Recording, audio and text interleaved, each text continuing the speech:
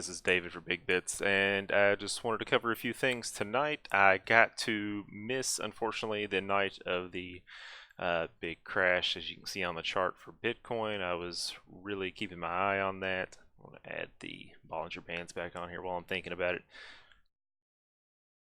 See if this will cooperate. But let's see, is the stream still showing the intro video over and over? No? Okay. Yeah, it's just behind.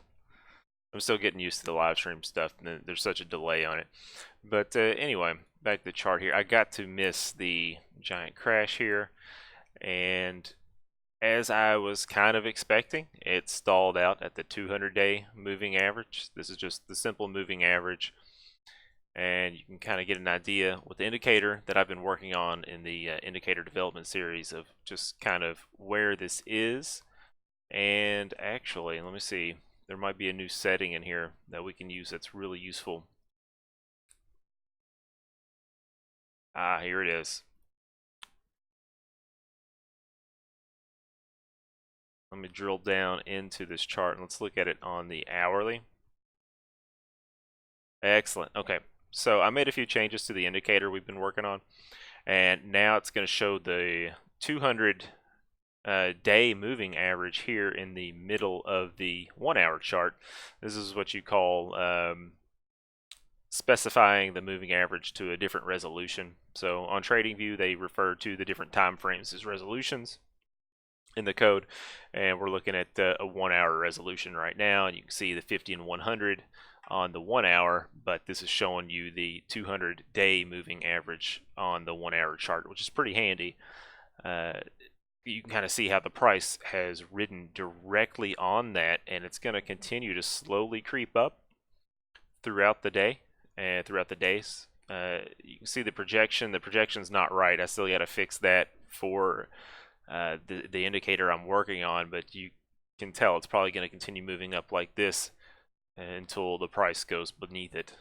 But you can see how it acted as kind of a support here, which is what I was expecting. Now, I will admit, when it went pretty much straight down to here, I had a lot less faith that it was going to hold, and in which case there's a few other areas that people are looking at. But I was pretty pleased to see that it bounced back and it's holding here. Now, I don't know if it's going to hold this 200-day moving average, and of course these are all just kind of my thoughts here, but I don't think it's going to hold the 200-day moving average, but I would be very happy if it did. A lot of this stuff, where are my other indicators? A lot of this stuff is oversold quite a bit. It was already oversold, honestly, before we even hit that huge crash. And what was the other one I like to use? Stochastic RSI. Okay. All right, so you can see it was already kind of oversold before the huge dump, and now it's recovered and it's been overbought, but you've seen the price has actually kind of moved down. So it's just kind of in a consolidation area right now, and we'll see how it reacts, but you know, I'm not too convinced. Usually when there's a major move on the MACD, it'll consolidate, MACD will move up slowly over time, and then it'll usually kind of make up its mind either halfway, between halfway and zero usually, to cross back down, or right before it hits zero, it usually shoots back up if it pumps back up on the price again. So we'll see how that does. I am not looking for any position here personally. I targeted the 200-day moving average. I might continue averaging in here. I had planned to average in here, so I probably will, but we'll see. I think there might be room beneath this, and even if I don't average in right now, I'm still happy with where I am personally. So, all right, let's take a look at some other stuff that's going on. There were some other ideas out there with the Bitcoin price, and some of these, I gotta say, they're expecting a huge move.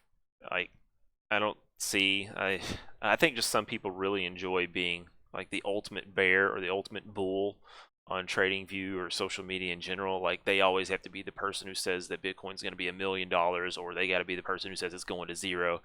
Reality is it's somewhere somewhere in between for a very, very long time until there's a huge issue with Bitcoin, or it takes over. So I don't understand these people calling for this kind of stuff. I think they just want attention, and that's not my style, obviously.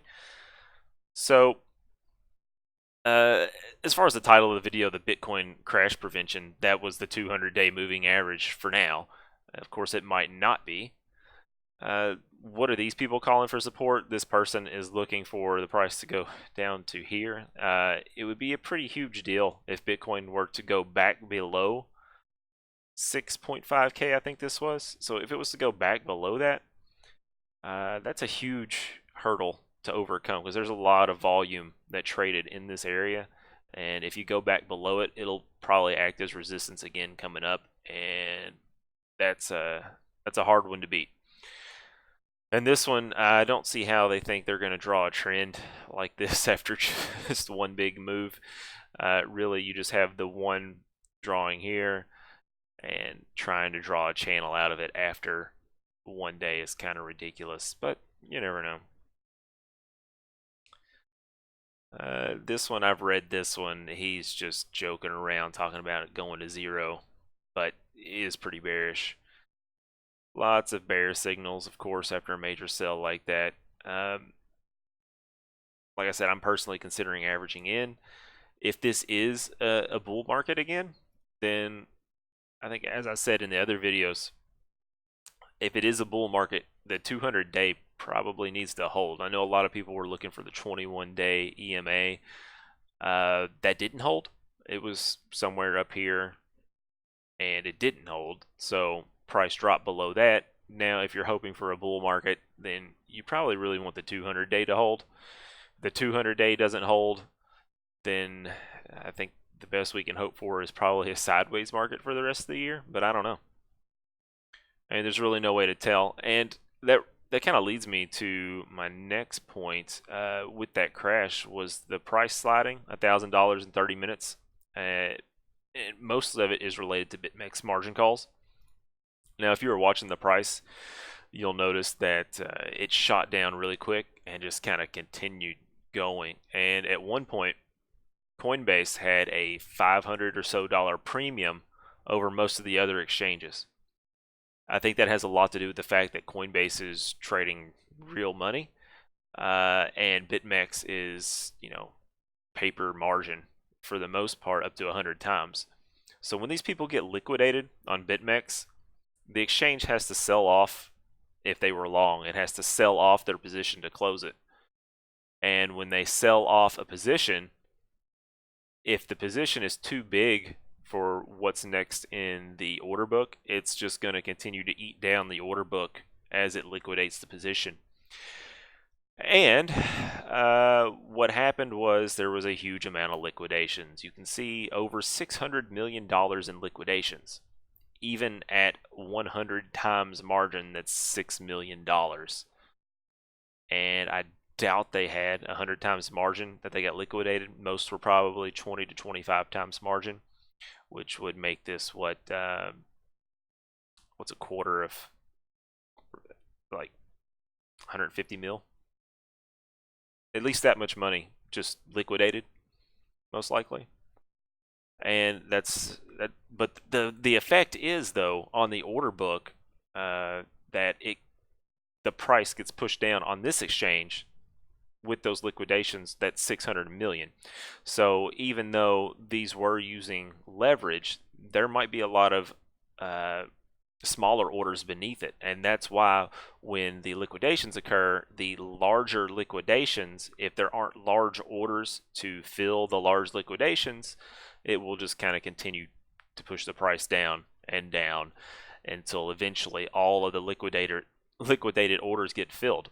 Now, there could be like a doomsday scenario for the exchange if the order book was just so thin that the price just kept dropping and it cleared out the order book. That's happened before on other exchanges. I doubt it's going to happen on BitMEX anytime soon just because they have so much liquidity in the order book. But that's just something to keep in your mind when you're dealing with these huge consolidation periods like with Bitcoin. Go back to the 1-day chart. All right, there's a lot of consolidation here. Went on for months, and then it finally broke. There's a lot of people who went long, with a lot of leverage all throughout this consolidation period who hadn't left their position because they thought it was still going to break up and go to $20,000. Well, when it broke and it went short, when it crashed, all of these people who were holding onto their positions with high leverage got liquidated. And like I just discussed, the liquidations kept pushing the price down, and it kind of finally found the crash prevention area at the 200-day moving average. Thank goodness. But yeah, that's a huge effect on the market when you have something like that. And back to my point, Coinbase was trading at a $500 premium, probably because they didn't have the leverage that BitMEX does. And I know a lot of other exchanges followed BitMEX, actually. It followed the BitMEX price, and they stayed down with BitMEX. And eventually, I think they all kind of caught up to Coinbase. Now, some people can claim certain exchanges are leaders or are not leaders, but in the end, it usually kind of balances out. So even though Coinbase had the premium and the others were much further ahead, the other ones came up to Coinbase, but Coinbase also came down to them, and the premium it got wiped away eventually. So I can't really say which one's a leader or not, but definitely Coinbase staying higher with that premium did have an effect. I think if Coinbase was at the same price at this low here, it might have kept going because the people on BitMEX would have continued to short it because they would have seen, all the other exchanges are down here. But when you're already down this low on a single day and you see another exchange is still $500 behind and it doesn't seem to want to move lower, then you're going to be a lot more hesitant to short down here. And that's a huge percentage move. It's probably going to be hard to short down there anyway. But you see another exchange, a major exchange with huge volume that's still staying way above you, you're going to be pretty hesitant to short still. That's my idea. That's my thought. Okay, so that covers that one. Some other news that happened. I don't have the article pulled up or anything, but the House committee met regarding cryptocurrency and all kinds of stuff. The SEC met with the House committee. They talked about crypto. Hester Pierce said she would like a safe haven for utility tokens, which personally I think is a great idea. The others don't really seem to thrill with that, especially Jay Clayton, the commissioner. He doesn't really seem like he likes it. He says they've had a lot of discussion on the topic, but who knows? They definitely want to get involved, and it's just funny when you watch the legislators on the committee talking to the SEC chairs. They are only really concerned with Libra. They don't care too much about these other cryptocurrencies or tokens.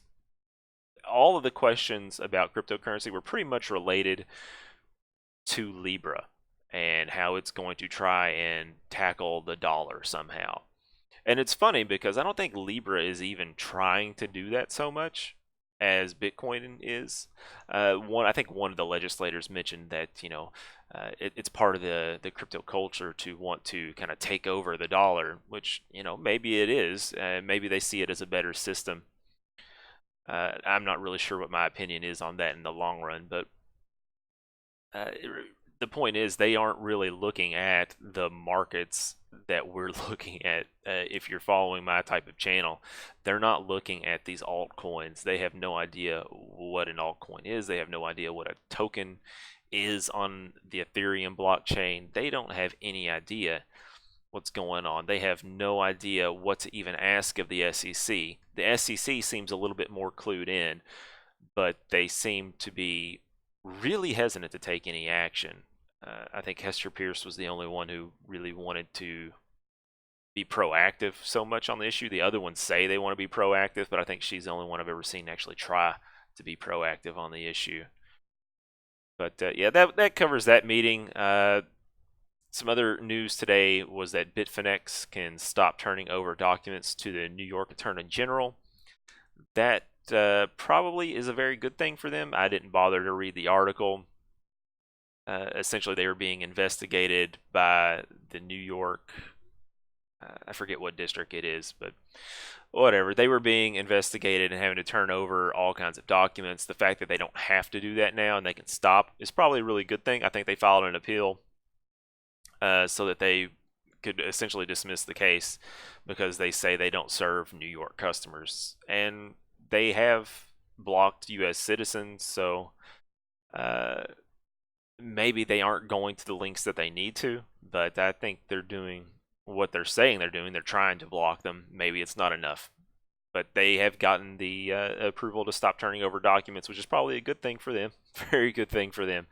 And since they are tied to Tether, that's probably a good thing for Tether and Bitfinex and potentially a bull market, because if you remember in the last bull market, a lot of Tether was printed or minted by people or Bitfinex buying into crypto itself.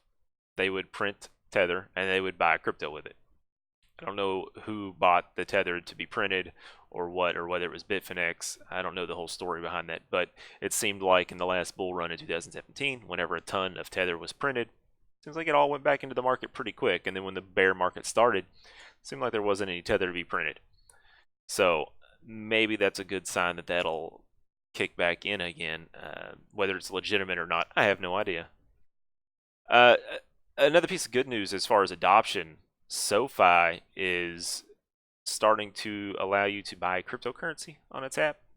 There's actually a little thing where you can get $25 in Bitcoin on your first crypto trade of $10 or more.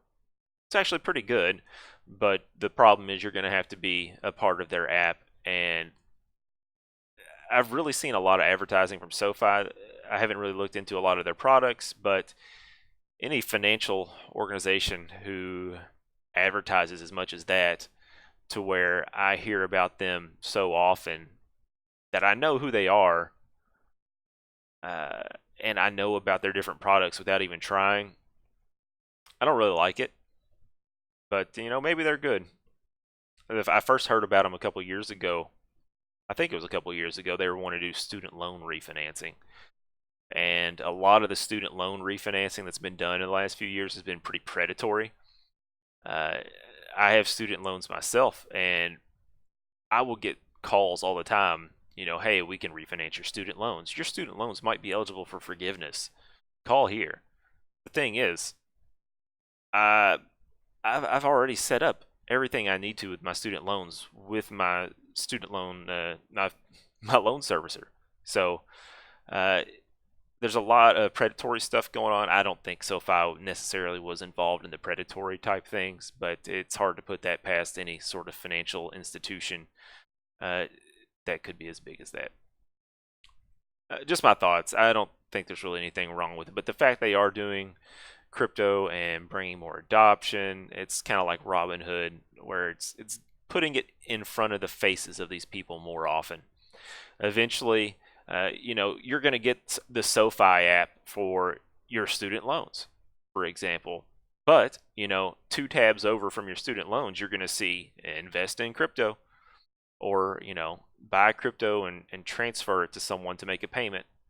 Eventually, it's just going to kind of leak over one over the other, and you're going to see, pay your student loans with crypto. That could very well happen. We'll see. But definitely very good news, even though I have mixed opinions about SoFi.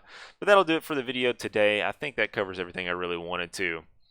And, just have a good one. Thank you all. And check out the TradingView profile. I have, I think, posted some more scripts. And if you're following along with that series, you'll want to check out the new one that I posted with forecasting. It's actually posted out there now, and I've started on with the one that I kind of teased you with earlier that has the resolution specific for each moving average. So thank you all for watching, and look forward to seeing you all again. Have a good one.